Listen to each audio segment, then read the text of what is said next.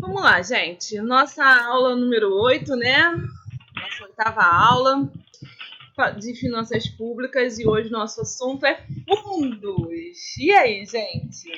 Que tal de fundos é esse, né?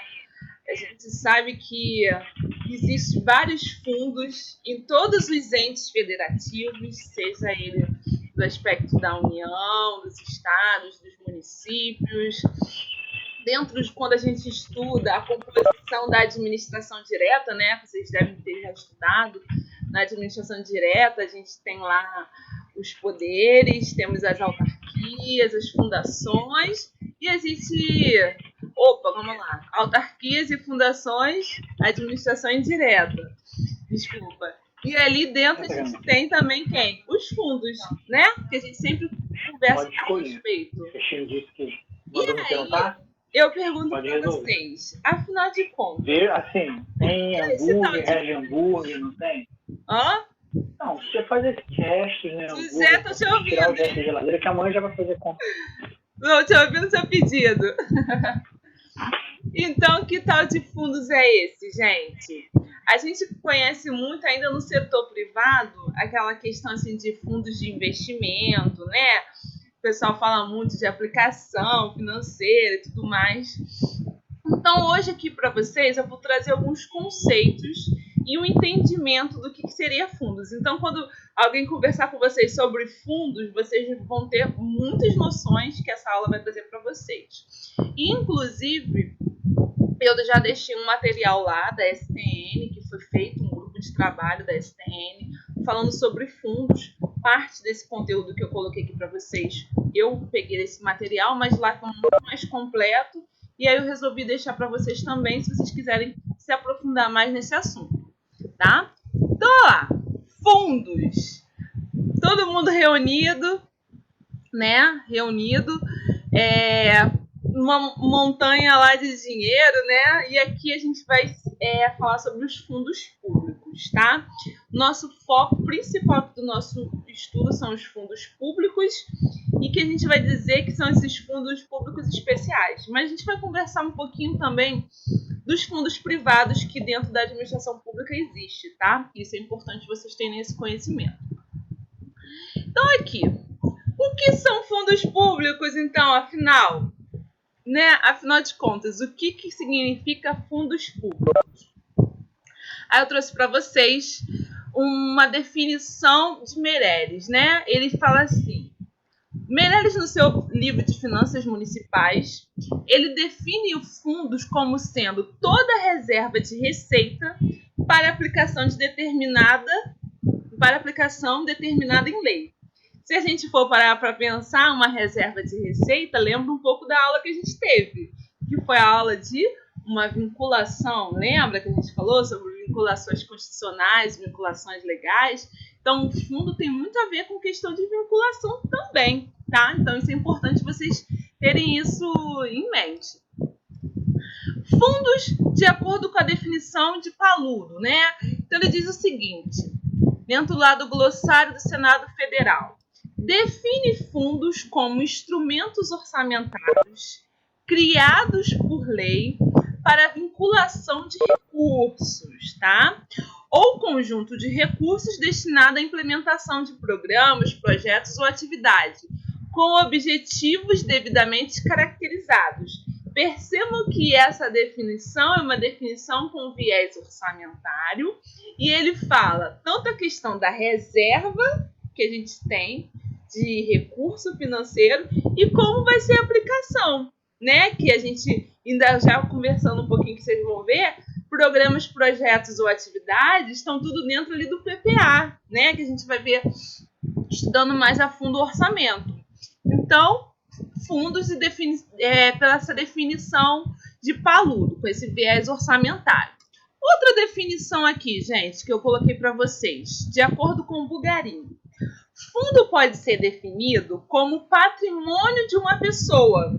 E quando vocês pensam nessa pessoa, aqui a gente está muito sobre o aspecto da pessoa jurídica, né? Vamos dizer assim, pertence a alguém, vamos dizer assim. Ou entidade afetada a uma finalidade específica, né? definição com viés de um direito financeiro. Olha, direito financeiro que a gente estudou lá no início das nossas aulas.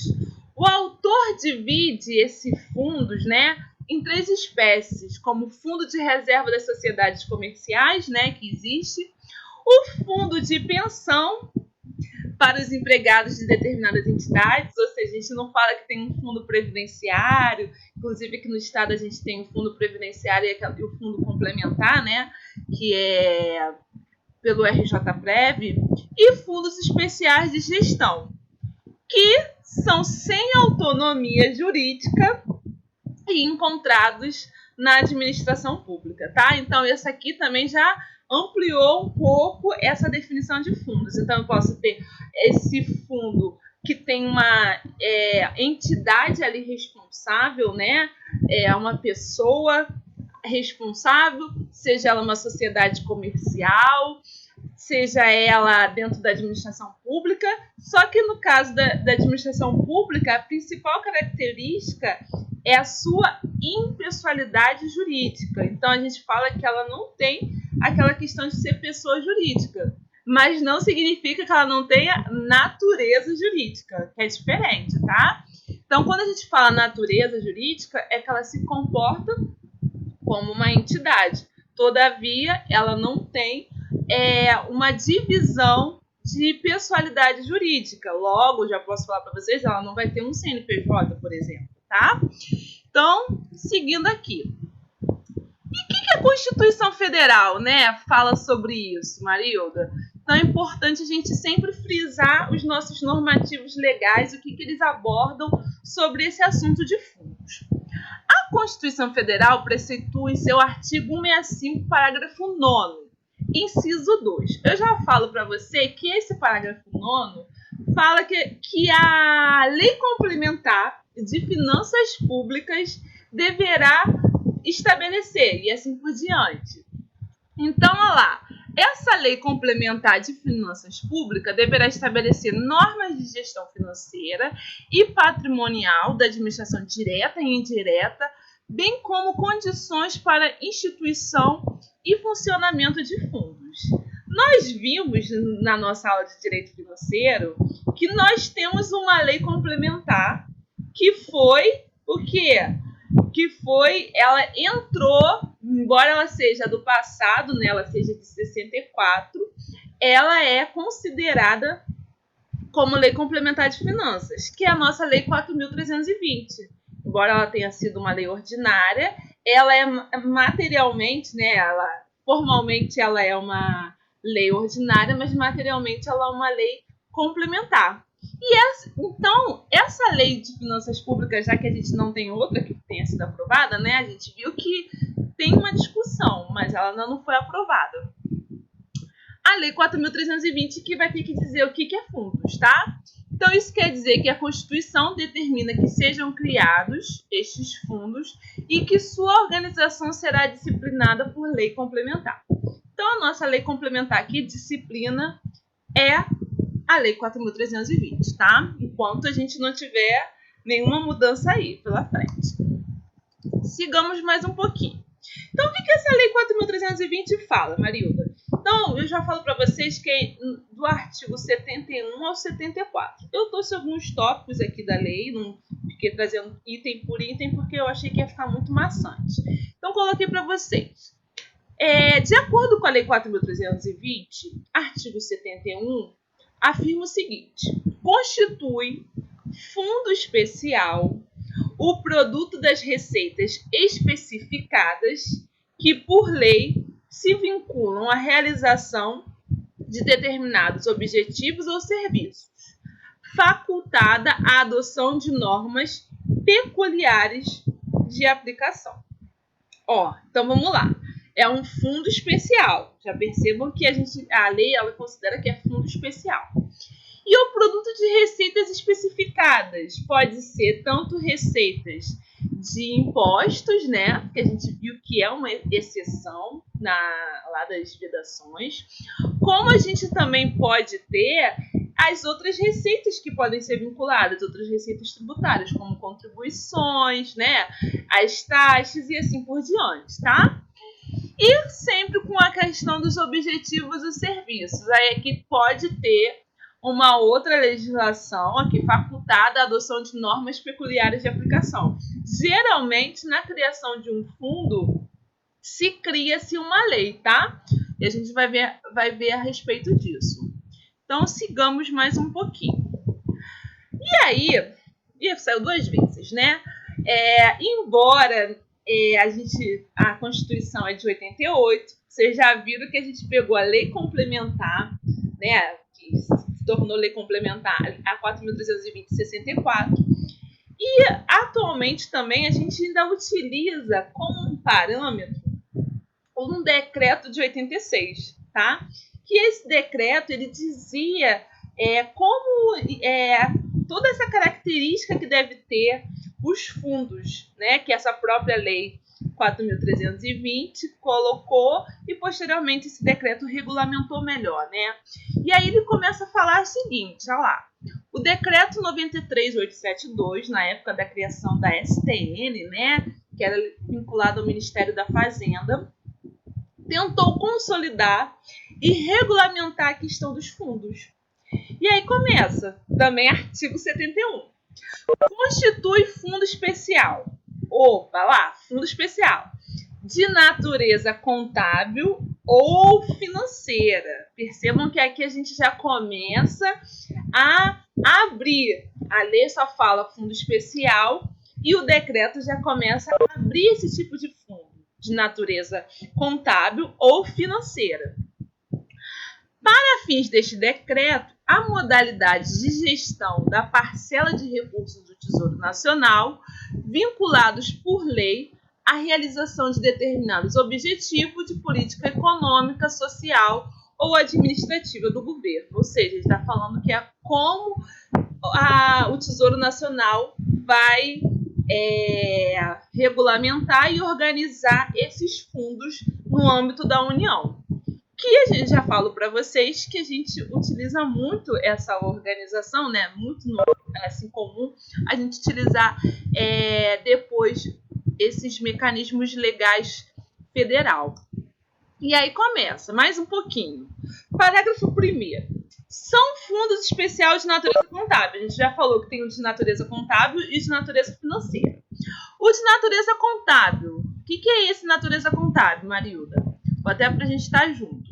Então, são os fundos especiais de natureza contábil os constituídos por disponibilidades financeiras evidenciadas em registros contábeis, destinados a atender saques a serem efetuados diretamente contra a conta do Tesouro Nacional.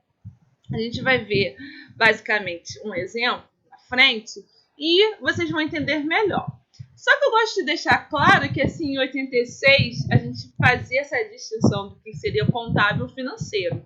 Mas, quando vocês forem estudar contabilidade pública, tudo isso vai ser, de certa forma, contábil, porque tanto no de natureza contábil como o aspecto financeiro, você vai ter registros contábeis, né?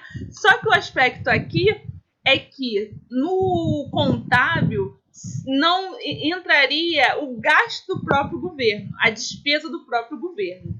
Enquanto a natureza financeira, eu tenho tanto a receita e o próprio ente federativo gasta aquela despesa. Essa seria a principal característica, tá?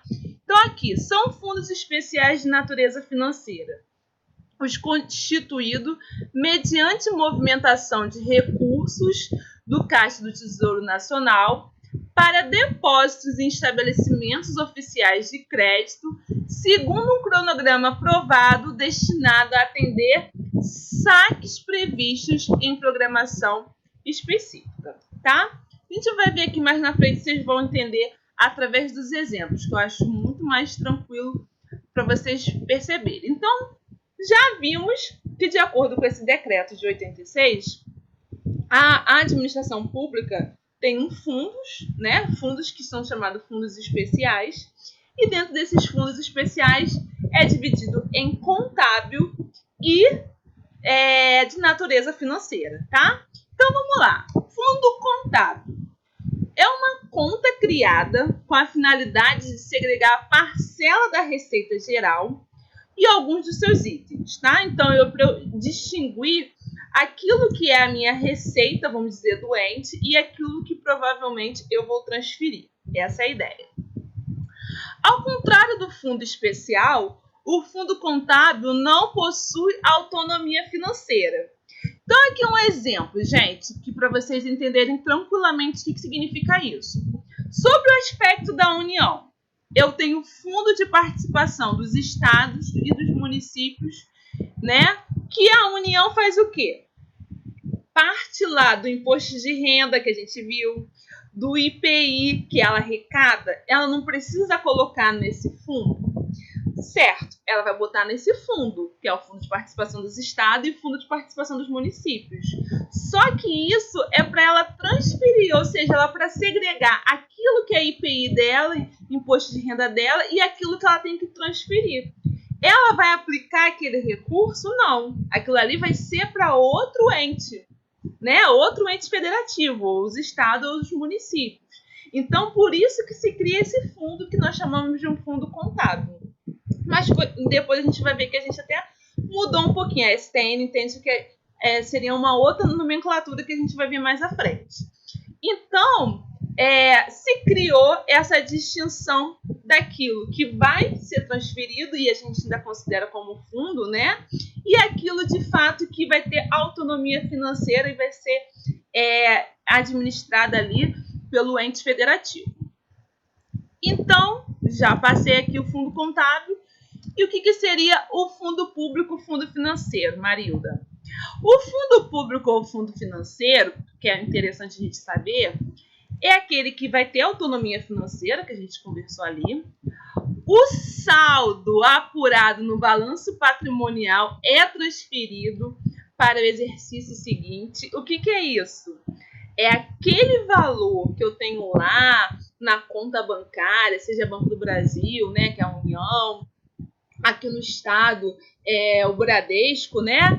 Se sobrou algum recurso financeiro ali, e mesmo que ele não tenha sido aplicado naquele exercício, ele vai compor para o próximo exercício. Não é devolvido para o Tesouro Nacional, não é devolvido para o Tesouro Estadual e assim por diante, tá? Possui um controle escritural contábil, olha o que eu falei para vocês, independente do geral. Vocês vão ver, por exemplo, o FECAM, que a gente vai ver um pouquinho mais na frente, ele está ligado à Secretaria de quê? Do Meio Ambiente, né? Mas ela vai ter uma escrituração diferenciada dessa secretaria, por mais que ele esteja ligado a esse órgão, tá? É administrado por órgãos da administração centralizada, ou seja, que a gente entende a administração direta, como eu falei para vocês, é uma própria secretaria, ou da administração indireta, pode ser por uma autarquia, né? Uma fundação que administre esse fundo, tá? Então, vamos ver um pouquinho mais de definições e outros aspectos e tipos de fundos. De acordo com esse estudo técnico, né, que eu falei para vocês que eu peguei, e é muito interessante se vocês lerem, que é mais profundo, ele foi realizado agora em 2011, né, vamos dizer, há 9 anos atrás, e ele buscou entender um pouco mais características de que é um fundo público, né? O que ele precisa, quais são os normativos, o que geralmente que regula, né, qual aspecto da Constituição Federal, da Lei 4.320, da Lei de Responsabilidade Fiscal. Então, ele elencou várias características que compõem um fundo público, tá? E aí eu coloquei aqui para vocês a seguir. Lá. Então, são 12 características. E a gente vai ver aqui as 6 primeiras. Primeira característica: as regras são fixadas em lei complementar. Então, as regras são fixadas em lei complementar, que é a nossa Lei 4.320, tá? Prévia autorização do Legislativo, tá? Então, para você ter aquele fundo e tudo mais, precisa o Legislativo, né, ter autorização. Vedação à vinculação de receita de impostos, né? Então, vamos dizer, pela a Constituição, que a gente até viu, é vedada a vinculação de impostos. Só que a gente já conversou que tem as suas exceções. E eu mostrei para vocês quais seriam as exceções. No caso que a gente tem os fundos que são para os municípios na parte da área de saúde, e o Fundeb também é um caso que é na área de educação. Tá? Então, a vedação, a vinculação de receita de impostos é uma questão relacionada, mas a gente sabe que tem algumas exceções. Tem que ter uma programação na lei orçamentária. Ou seja, todos os fundos, vocês vão ver que tem lá a programação orçamentária dos fundos na lei orçamentária. Receitas especificadas, né? Vou falar, um percentual, por exemplo, do FECAM, tanto dos royalties, eu tenho dentro de fundos, no caso dos bombeiros, né? Do pessoal, quanto que é da taxa de incêndio, né? Que eu vou colocar naquele fundo e assim por diante. Vinculação à realização de determinados objetivos e serviços. Sim, eu geralmente, quando eu crio esse fundo e nessa prévia autorização do legislativo, já vem determinando quais são as despesas, né? Quais são os gastos que eu posso realizar com aquele recurso. Então, por exemplo, dentro lá do fundo dos bombeiros que a gente tem, é para equipamentos, geralmente, né? Equipamentos na área de prevenção de incêndio, equipamentos do próprio EPI, né, dos bombeiros, novos caminhões, né, vamos dizer assim, relacionados, ambulâncias, e ali vão dizer treinamento, e vão elencar todos os tipos de despesas que podem ser utilizados. Outras questões que tem que ter nos fundos, né? E assim, eu até gosto de frisar para vocês esse número 2, porque eu já tive num órgão que ele queria criar um fundo especificamente para determinadas receitas que eles estavam arrecadando. E aí eu tive que falar essa questão de ser passado pelo legislativo, porque muitos órgãos querem criar, mas esquecem dessa parte que é necessário passar pelo legislativo.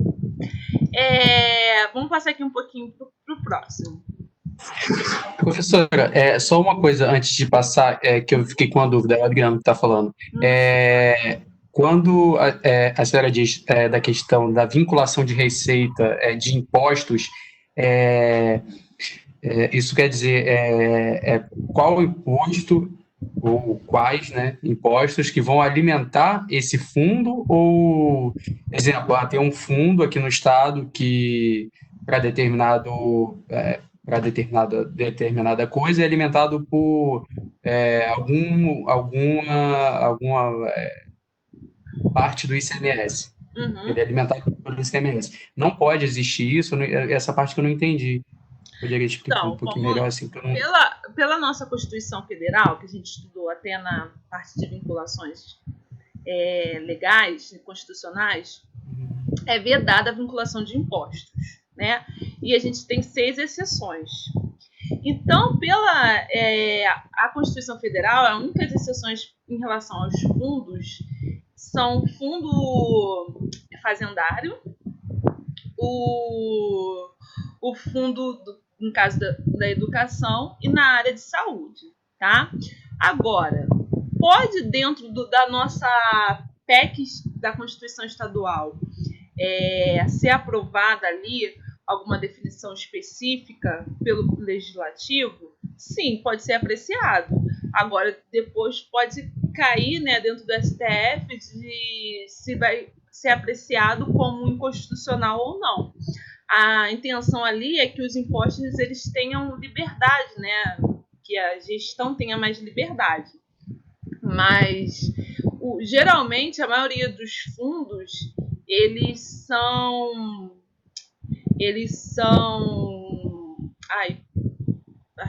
taxas. A maioria dos fundos são taxas e multas. As taxas e multas que geralmente são ligadas aos fundos. Mas, por exemplo, quer ver, você acabou de falar do ICMS. A gente tem aqui, que não está dentro das exceções, nós temos o FECP. O que é o FECP aí, que a gente vai ver? Que é o Fundo Estadual de Combate à Pobreza.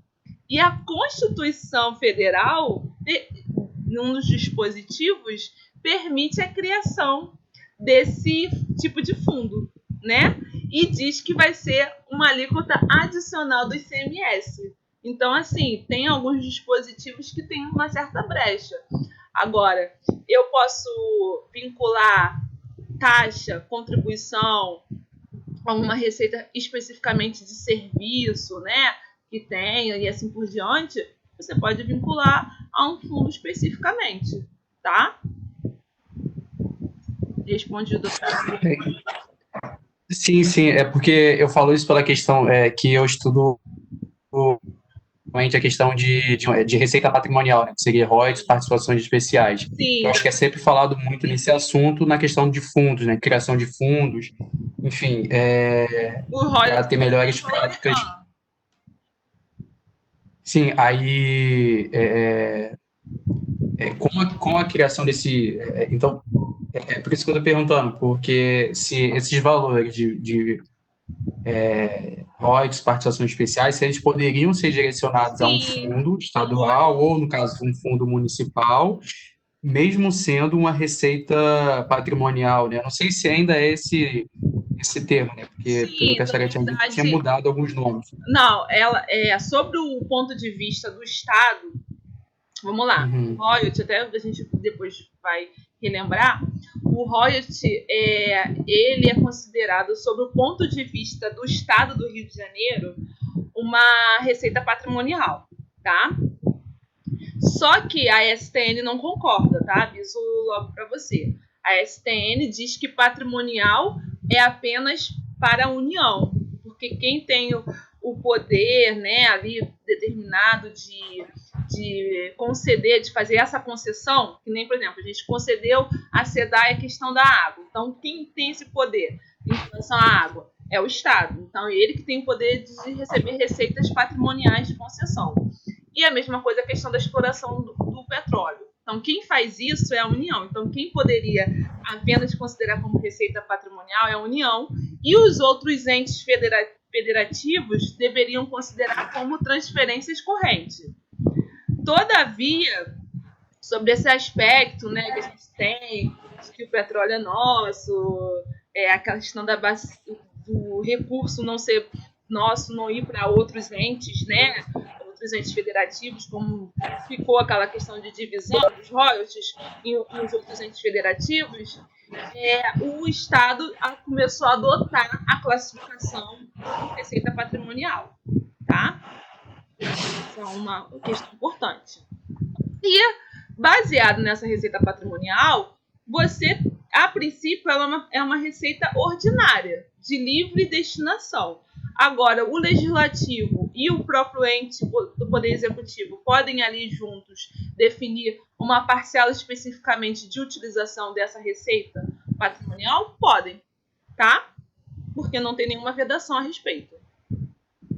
Professora, é uma questão aqui que envolve um pouco o meu trabalho. Sim. A gente, sou da CEPEJ, né, tem lá os concursos públicos que a gente faz e a gente queria usar um pouco desse retorno que fica para o Estado, né, de uma forma geral, do que sobra do concurso.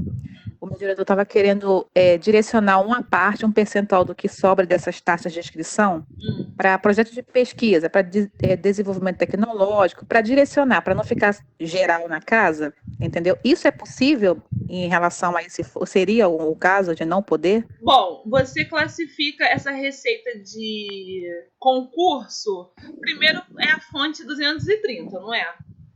Isso. 230 já fala que é um total liberdade para você colocar. Sim. E você classifica em qual grupo qual grupo da receita corrente? E agora eu não sei. Eu acredito que essa receita de concurso, se eu não me engano, para mim seria uma receita de serviço, talvez. A gente presta o serviço para prefeituras, né, para órgãos, tem contratos e tudo mais. É uma receita de serviço, a princípio. Eu vejo que vocês podem destinar esse recurso para onde vocês quiserem. Não tem problema. Não tem problema, né? Na fonte 230, sendo uma receita de serviço, não é ligada a nenhuma transferência especificamente esse tipo de receita, se vocês não tiverem nenhuma lei dentro do órgão definindo que essa receita tenha que ser destinada para alguma atividade específica. Não tem. Não tem problema. Legal. Tá? Obrigada. Nada? Mais dúvidas, gente? Mais alguma dúvida? Então, sigamos. E aqui, gente, mais outros 6 itenzinhos aí sobre como é que funcionam os fundos. Os fundos, é importante também saber que ela tem suas normas peculiares, né, de aplicação, controle, prestação de contas e tomada de contas. Isso está detalhado aí nesses artigos, mas eu não trouxe essa extensão para vocês, mas coloquei. Preservação do saldo patrimonial do exercício. Então, quando eu falo a preservação da questão financeira. Identificação individualizada dos recursos, ou seja, ela não vai estar junto com aquela que administra, seja a fundação, a autarquia, a própria secretaria ali, algum órgão. Demonstrações contábeis individualizadas também, vai estar lá especificamente. Obediência às regras previstas na Lei de Responsabilidade Fiscal, vai obedecer. E, por último, inexistência de personalidade jurídica. Ou seja, esse fundo ele não tem um CNPJ próprio e assim por diante. Mas ele tem uma característica jurídica, assim. Então, a gente chama que ele tem uma natureza jurídica, mas sem personalidade jurídica, tá? E aí eu coloquei para vocês, de acordo com a STN, como é essa classificação de fundos. E ela classifica já esses fundos que estão sobre a gestão da administração pública, e principalmente com o foco aqui, né, muito da União, alguns detalhes assim, provavelmente a gente não tem muito nos estados e nos municípios, mas eu trouxe para vocês terem esse conhecimento, que são os fundos públicos, né, e os fundos privados. Os fundos públicos é os que a gente mais tem a gestão, mas sob o ponto de vista da União, existem alguns fundos privados que existe ali uma gestão também. Então, os fundos de transferência, olha que nome agora melhor, né? Que é esses fundos meramente contábeis. É a primeira classificação que a STN determina, né? A nossa taxonomia de classificação dos fundos públicos. Então, olha lá. Fundos de transferências que não fazem gestão de recursos como os outros e por isso são conhecidos como meramente contábeis, tá? Então, a gente já sabe que o antigo lá, o decreto, né, que define como fundos contábeis, é o que a STN agora entende como fundos de transferência. Novamente, então, para a União, os fundos de participação dos municípios e dos estados são fundos de transferências. Fundos programáticos, né? Então, são os que, em tese, poderiam ser substituídos por programas de orçamento, pois servem principalmente para custear certos projetos ou atividades do órgão a que estão subordinados, né?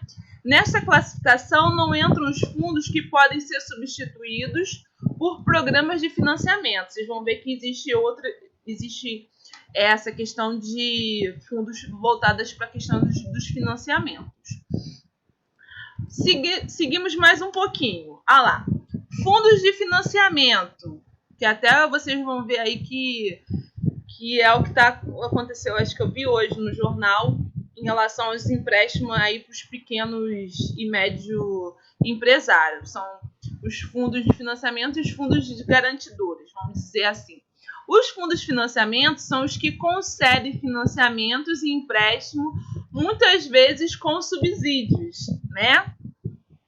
E os fundos garantidores são os que garantem determinadas operações com base em ativos reais de seu patrimônio e podem eventualmente serem considerados fundos de aval, né? Que vão dar aquela permissão aí para os bancos aí emprestarem, que se fulaninho não pagar, aqui paga.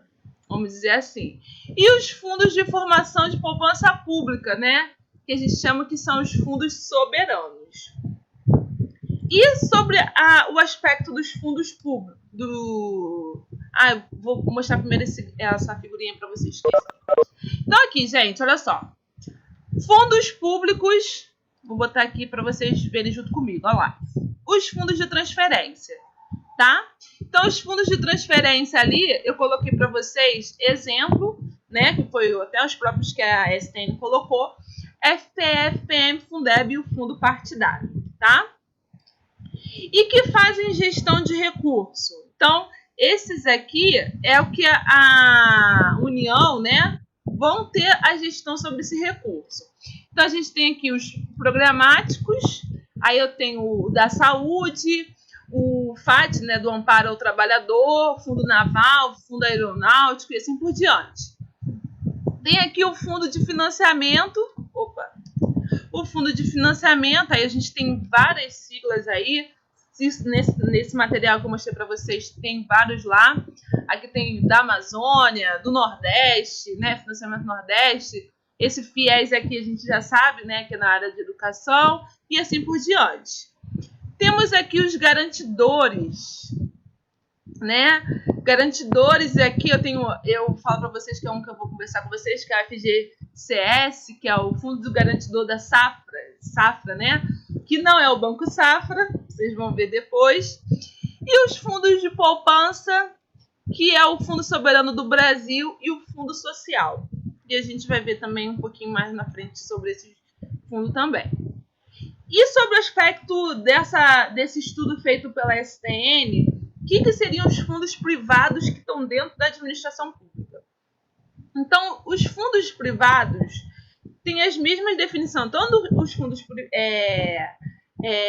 privados de financiamentos como garantidores são as mesmas definições que a gente considerou ali como fundos de financiamentos e garantidores públicos. Esses aqui que eu achei importante a gente colocar para vocês. Aqui, ó. Fundos de poupança compulsória, embora não integram, né, o patrimônio do setor público, vinculam-se ao atendimento de finalidades específicas que a administração tem interesse em tutelar, tá?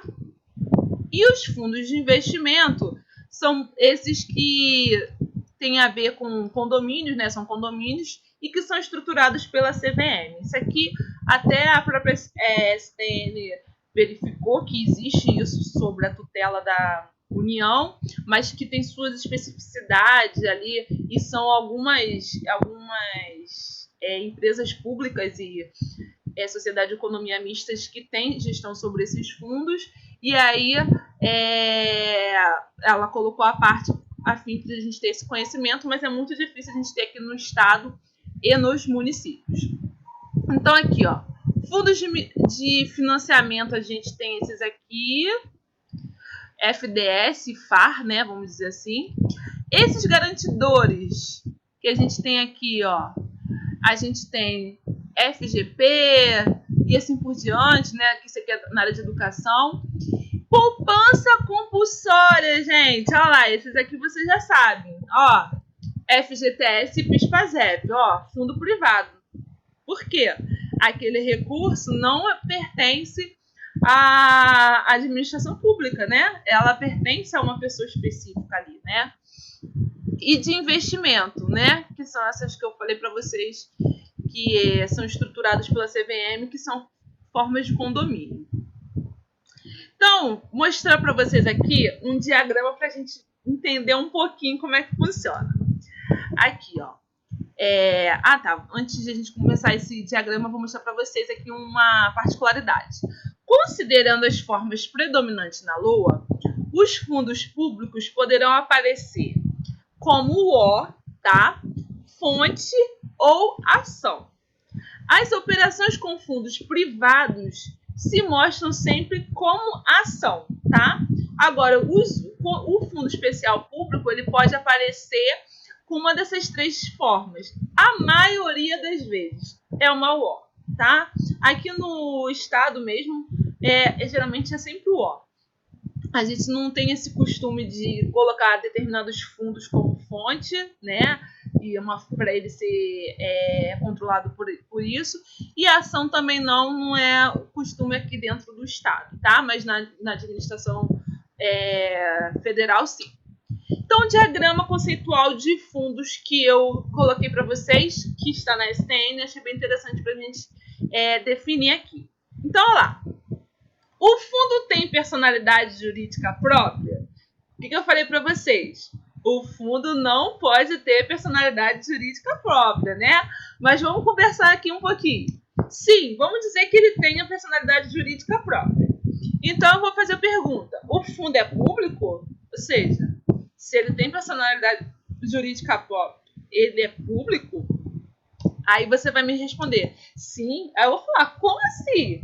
Se ele é um fundo público, ele não pode ter personalidade jurídica própria.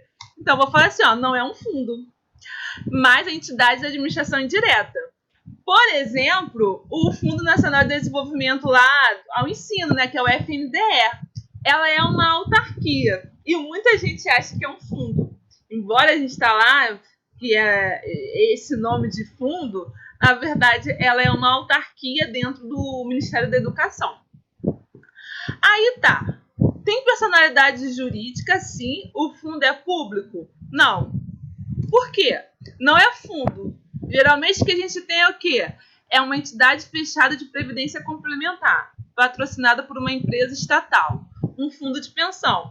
O nosso caso aqui no estado, a gente tem o fundo lá, previdenciário do RJ Prev, né?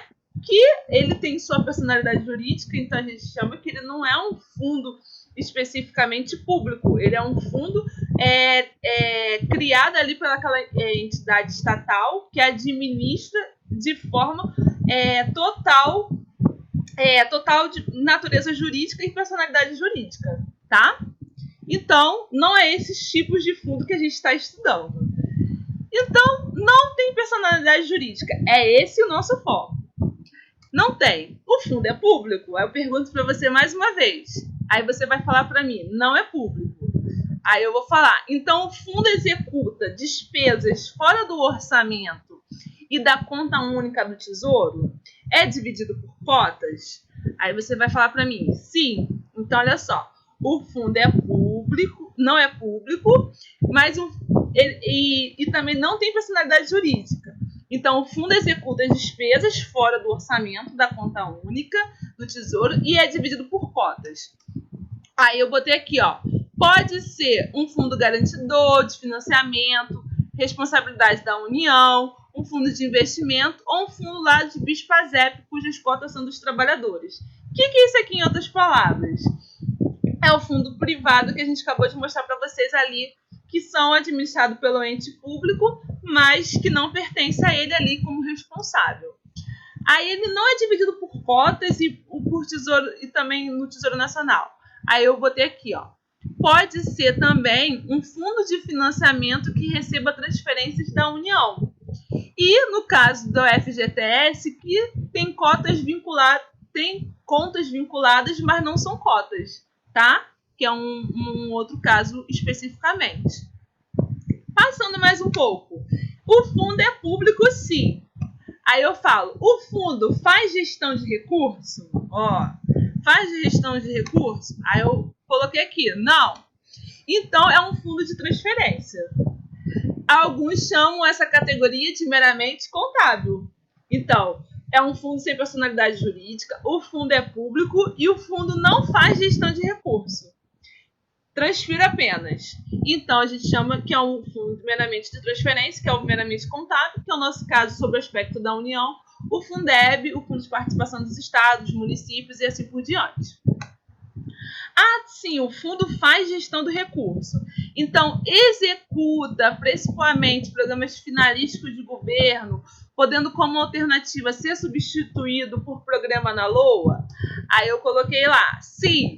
Então, é um fundo programático de custeio, né?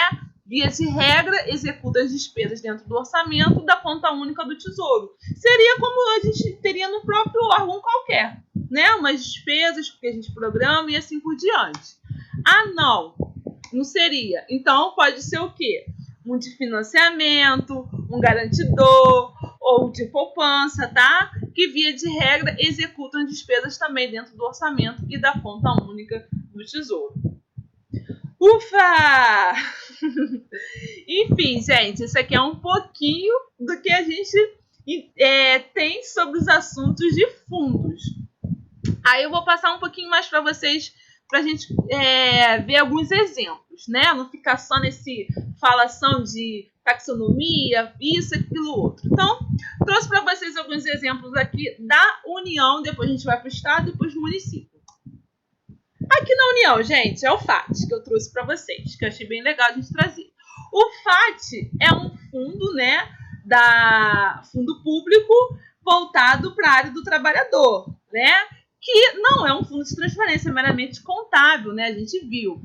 E olha lá, parte desse fundo, eu botei ali, até que a gente pegou nesse diagrama, despesas do governo é 30% e parte dele vai para o BNDES, né, 40% dele vai para o BNDES. E aí que eu botei para vocês mais ou menos como é que é a composição. Olha lá, o FAT, constitucionalmente, no artigo 239, ele determina que parte vai para o BNDES, até 30% vai para a despesa do governo. Por quê, Marilda? Por causa da DRU. Lembra que a gente conversou sobre a desvinculação das receitas? Então, aqui já está aparecendo essa questão da desvinculação, inclusive dos fundos. E a outra parte aqui são os próprios depósitos especiais, né, que são os programas de geração de emprego, que têm recursos nos chamados depósitos especiais. Então, o dinheiro vai ficar no Banco do Brasil, na Caixa Econômica, né, na FINEP e assim por diante. E a outra parcela que a gente tem é o próprio seguro-desemprego e abono salarial, tá? Vamos passar mais um pouquinho. Acho que travou aqui. Travou minha imagem, né? Professora, você está conseguindo escutar? Estou escutando.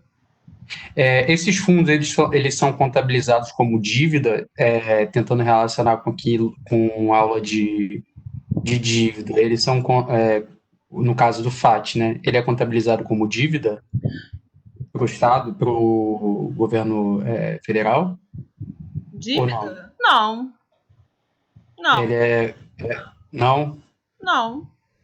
Ele é considerado... Vamos ver aqui. Entrou... Aqui eu não coloquei para você qual seria a fonte de recurso. Vamos dizer que a fonte de recurso dele seja provavelmente o PIS/PASEP. Então, nada mais é do que ele tira da conta do tesouro. Deixa eu só colocar aqui para vocês verem. Assim, era mais especificamente do FAT, né? Mais especificamente do FGTS, né? Porque como é um direito digamos assim, do trabalhador, é um fundo público, como a senhora falou, então esse dinheiro que é meu, entre aspas, não é, no caso é meu, está em posse do governo, né? Ele estaria administrando, teoricamente. Isso seria uma dívida, digamos, contabilizado como dívida? Como obrigação, vamos dizer assim. Ele é registrado como uma obrigação. Sim, de fato, sim. Deixa eu só desbloquear aqui para eu ver se eu consigo voltar com a câmera. Vou botar aqui a do notebook. Foi.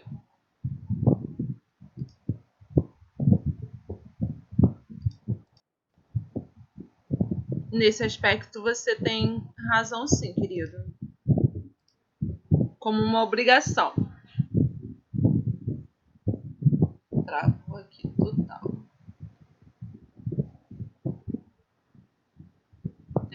Não vou conseguir agora. Sim, mais alguma pergunta, querido Adriano, né? Eu acho que é só isso mesmo. É porque eu acabei lembrando na questão da aula de dívida, né? Porque como é exatamente isso, uma obrigação, né? Eu queria saber se isso digamos, seria uma dívida, né? Seria contabilizada como dívida do governo, porque é um dinheiro que não é dele, mas está com ele. Sim, uma Se obrigação. isso era tipo uma dívida. Não, mas eu entendi sim. Tá? Show. Aí eu trouxe para vocês aí um fundo, né, de desenvolvimento da Amazônia. Esse fundo de desenvolvimento da Amazônia, né, que é eu trouxe sobre o aspecto de financiamento, ele está dentro da Sudan, né, Superintendência de Desenvolvimento da Amazônia, em infraestrutura, serviços públicos e empreendimentos, com grande capacidade, né, de negócios e novas atividades produtivas. A intenção ali é promover que empresas venham para lá, né, e, ao mesmo tempo, financiamento a estudantes regularmente matriculados em cursos superiores e cursos de educação, ou seja, ter mão de obra qualificada. Esse é o principal aspecto, porque não adianta as empresas estarem lá, mas não terem mão de obra qualificada a respeito. Outro fundo que eu trouxe para vocês, esse Fundo Garantia Safra, né? Que eu mostrei para vocês que não é o nosso Banco Safra aí que algumas pessoas possam pensar. O que é a ideia, né? É ligado ao nosso área especial de agricultura, né? E tudo mais, tem por benefício proporcionar recursos para o pagamento ao benefício Garantia Safra, que é um benefício social, tá? Condições mínimas de sobrevivência dos agricultores familiares, aí, por exemplo, localizados na região Nordeste, na área norte do estado de Minas Gerais, parte do Espírito Santo e assim por diante, né? Que às vezes a gente sabe que pode não ser o suficiente. E o benefício é concedido quando ocorre a perda de safra, por razão do fenômeno, né, estiagem, excesso hídrico e assim por diante, mediante a comprovação técnica de pelo menos 50% da safra agrícola perdida. Esse é um fundo especificamente para isso. Aqui eu trouxe para vocês, que eu conversei ali sobre os fundos de soberano, né, que é o fundo de poupança, em relação ao fundo soberano do país, que eu achei até interessante, que eu não desconhecia que existia esse fundo, né? Eu falei assim, que fundo é esse que é o fundo soberano do país, né? Que a própria STN tinha feito essa distinção e eu já descobri até que ele não existe mais, né? Ele foi extinto, como é que ele trabalha em 2011, eu quis trazer isso para vocês. Que era uma espécie de poupança pública criada em 2008, né? Quando foi aquela época da crise, da tal da história da Marolinha, enfim, foi criado na época que estava tendo muitos problemas, né, econômicos no mundo. Então isso foi criado não somente aqui no nosso país, também foi criado em outros países também esses fundos de reserva, né? E nessa esteira da crise financeira que começou aqui nos Estados Unidos, se alastrou pelo mundo, né? Lembra da questão lá dos imóveis e tudo mais? Além de ser uma reserva financeira de longo prazo para o governo, era usado, né, como instrumento para minimizar os efeitos de crise econômica. O objetivo, né, que ele tinha era promover investimentos internamente no exterior e fomentar projetos estratégicos para o Brasil fora do país. Então, a reserva, como é que era formada? Recursos do Tesouro Nacional, previsto no orçamento, ações de empresas controladas pelo governo, resultado de aplicações financeiras e títulos da própria dívida pública federal, tá? E por que ela foi extinta, Marildo? Então, olha só. Vou falar aqui para vocês basicamente. Então, no governo do Temer, ele precisou ser utilizado para pagamento da própria dívida pública, né, dos juros e tudo mais. E aí foi utilizado esse valor aqui, ó, que eu coloquei aqui para vocês, esse chegando a 26 bilhões. E, posteriormente, foi mandado para o Congresso, né, para que fosse aprovado, né, submetido, e o Congresso não concordou com a utilização, mas, enfim, já foi utilizado. Essa foi a questão. E só que o Tesouro defende que ele seja extinto, né, esse fundo, porque ele não tem mais saldo nenhum e continua ativo, demandando estruturas e atividades como prestação de contas, relatórios e tudo mais. Moral da história. O fundo ele já está ele existe, né? Só que não precisa da ratificação do Congresso para extinção. Ele já foi extinto, vamos dizer, de forma financeira, né? Porque não existe mais saldo nenhum. Todavia, o Congresso não se sabe se quer retornar com esse tipo de fundo novamente.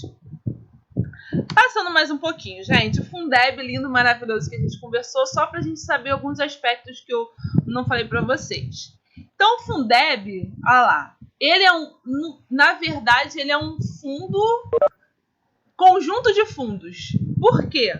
Porque o Fundeb são transferências de recursos da União dos 27 fundos aí, né, que são os 26 estaduais, 26 estados e mais o do Distrito Federal, que serve como mecanismo de redistribuição de recursos destinados à educação.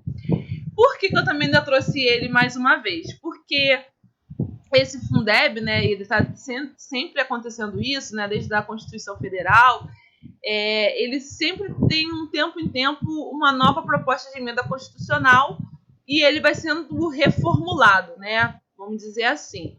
E o nosso prazo do Fundeb, né, dessa forma de como é distribuído os recursos, né, percentuais e assim por diante, ele finaliza esse ano. E até o momento a gente não teve votação ainda, tá? E aqui, ó, a participação do Fundeb, para vocês terem uma noção, são 20%, né? E de que receitas? Olha lá, do FPE, do Fundo de Participação dos Estados, 20% do município, 20% do ICMS, 20% do imposto do IPI, né, proporcional à exportação, desonerações das exportações, e assim vai, 20% do IPVA, 50% dos impostos, aquela que é devida aos municípios, e aqui, ó, importantíssimo, né, receita da dívida ativa e de juros e multas incidentes sobre as fontes acima relacionadas. Até as multas e juros que for arrecadado sobre esses impostos, 20% também tem que ir para o Fundeb, tá? E o objetivo, né, dele, principalmente, é diminuir as desigualdades, ou seja, eu colocar todas essas arrecadações num bolo e redistribuir de uma forma que ficasse menos disparidades e mais igualitários, para que a gente diminuísse as desigualdades sociais e desse mais oportunidades também às outras pessoas, né, de outros estados e assim por diante, tá? Essa seria a ideia. Aí aqui eu coloquei até para vocês o impacto do Fundeb, que eu achei interessante, isso aqui, ó. Se analisarmos sem o Fundeb com os dados de 2015, nós teríamos um município do Rio Grande do Sul que teria 56 mil reais para investir por aluno, né? Ano. Enquanto o outro, no Maranhão, teria 450 reais por ano. Então, com a complementação da União, prevista pelo Fundeb, essa diferença diminui de 19 mil, né, lá daquele município do Rio Grande do Sul, e 2.900 no mesmo município no Maranhão, tá? Então, essa é a forma, por isso que a gente até conversa sobre o ódio do federalismo, né, que existe, é porque realmente parte daquilo que se arrecada naquele ente, a União faz lá a arrecadação e redistribui para aqueles que arrecadaram menos, né, e tem menos receita e assim por diante. Mas, voltando ao que eu falei para você, Maia sinaliza que o PEC do Fundeb pode ir à votação em maio, não foi votado, né, em maio, essa foi a última notícia do Fundeb, foi 27 de abril, e até o momento não foi aprovada essa nova PEC, porque finaliza agora, né, a forma como está estruturado de transferências e determinando as obrigações, finaliza agora 31 de dezembro de 2020. FECAM, Marilda. FECAM a gente já começou a falar um pouquinho e vamos seguir só um pouquinho mais sobre ele. Então, o FECAM é voltado para o nosso meio ambiente, né? Então, a questão da conservação ambiental, nossa Baía de Guanabara, né? Essa questão toda que a gente tem aí, que a gente ouve várias vezes. Então, com o objetivo de atender as necessidades financeiras de projetos e programas ambientais e de desenvolvimento urbano, foi criado, né, o FECAM, E aqui, ó, acho que foi o Adriano que me perguntou, junto com o dispositivo, né, do parágrafo 3º da Constituição Estadual, tá? Essa foi a intenção, mas o FECAN foi criado por essa lei aqui de 86. Os recursos do FECAN são oriundos dos royalties do petróleo do estado do Rio de Janeiro, cabendo 5% do valor relativo à extração na camada pós-sal e 5% na camada pré-sal. E também constituem, né, recursos do FECAN o resultado das multas administrativas aplicadas, condenações judiciais por irregularidades constatadas pelos órgãos fiscalizadores dos meios do meio ambiente. Também é tudo o recurso que o FECAN recebe ali para o fundo. Fundo de combate à pobreza, né? Então, é outro recurso aí que a gente tem de fundo aqui no estado e que eu conversei já um pouquinho com vocês, que é o nosso FECP, né? Então, foi criado, né, em 2000 e já existia dentro da Constituição, que eu conversei com vocês, nosso artigo 82 da Constituição, os estados, Distrito Federal e os municípios devem instituir fundos de combate à pobreza. Com o recurso de que trata este artigo e outros que vierem a destinar, os fundos devem ser geridos por entidades que contem com a participação da sociedade civil. Essa é a principal característica, né, que determina a Constituição Federal. E aqui eu acho interessante, nosso FECP era de 1%, né? Mas vocês já sabem que atualmente a gente tem um FECP de 2%, sob o ponto de vista do Estado. E no município também há possibilidade. Então, até meio ponto percentual do quê? Do imposto sobre serviços, né? Ou qualquer outro imposto que vier a substituí-lo. Tá? É o que a Constituição Federal determina. Por isso que a gente diz que é o adicional do ICMS. Aqui no município do Rio de Janeiro, eu trouxe um fundo bem fresquinho, vamos dizer assim, que é um fundo novo, né? Rio contra o Corona. Então, esse ano aqui, o Poder Executivo Municipal criou o Fundo Emergencial de Combate à Covid-19, que é com o objetivo de dar suporte financeiro à implantação de ações destinadas ao enfrentamento ao coronavírus, né? Então, podem ser doados recursos de pessoas físicas, jurídicas ou de qualquer espécie. Não se definiu um recurso especificamente ali para ele, tá? E os recursos do FECP são de uso exclusivo da autoridade sanitária do município do Rio. E parte desse montante poderá ser utilizado como incentivo de pesquisas tecnológicas, científicas e realizada por instituições públicas voltadas ao combate, né, do coronavírus, como a produção de medicamentos e testes de identificação da doença. Eu achei bem interessante a criação do fundo, né, aqui como exemplo para a gente. E essas despesas serão publicadas no site da prefeitura, né, como forma de dar transparência das ações. E o fundo emergencial será extinto quando terminada a pandemia no país. E o saldo, eventualmente, vai ser para o Fundo Municipal de Saúde, tá? Então, esse aqui é a nossa primeira parte da aula de hoje, gente. Dúvidas a respeito?